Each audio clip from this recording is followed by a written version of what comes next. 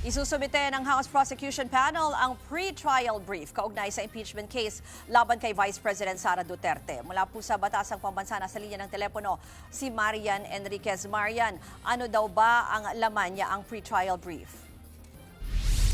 Ruth, ayon nga kay Lead Prosecutor Jervel Luistro, hindi bababa sa 30 testigo yung nakapaloob dun sa isusumiti nilang pre-trial brief sa Senate Impeachment Court. Kalakip din yan yung mga bagong ebidensya nga laban kay Vice President Sara Duterte. Kaugnayan dun sa ari-arian ng bise na hindi umano niya idineklara sa kanyang salin mula nang pumasok siya sa gobyerno. Ayon pa nga dun sa House Prosecutors, hihilingin din nila na ma-adopt yung open rule kung saan nga maging yung matters outside o yung hindi lumabas dun sa direct at redirect examination ay maaaring ma-raise sa cross at recross examination. Ilalahad din dun sa pre-trial brief kung maaaring payagan ang Filipino at English bilang opisyal na lengguwaheng gagamitin sa impeachment trial. Gayon din yung pagsa-translate doon sa iba't ibang dialekto para maintindihan ng mas maraming Pilipino sa iba't ibang rehiyon. Pati na yung pag-i-invoke nga ng polisiya ng substance over technicalities pagdating sa ebidensya. Ruth? Marian, sa ibang issue naman, tanungin na rin kita, ano bang reaksyon ng mga nandiyan sa Kamara tungkol dito sa pagpapatawag ng special session ni Pangulong Marcos?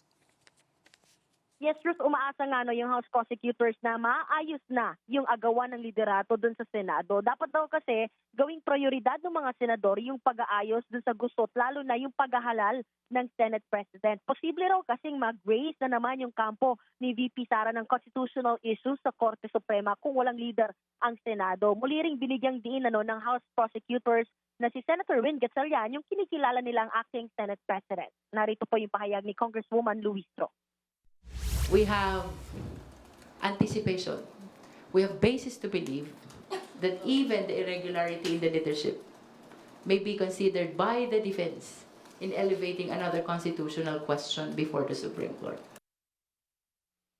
Ruth, sa June 18, itinakda ng Senate Impeachment Court ang pre-trial conference. Inaasahan nga harap dito yung prosecutors at defense team ni VP Sara. Kabilang doon sa tatalakayin yung mga ebidensya at testigong ihaharap sa formal trial. Yan muna ang latest. Dito sa Kamara, balik sa Ruth. Yan po ang Express Report ni Marian Enriquez mula sa Batasang Pambansa. Mga kapatid, Ruth Cabalco, para sa mabilis na pasada ng mga balitang dapat niyong malaman, mag-follow at mag-subscribe sa social media pages ng News 5.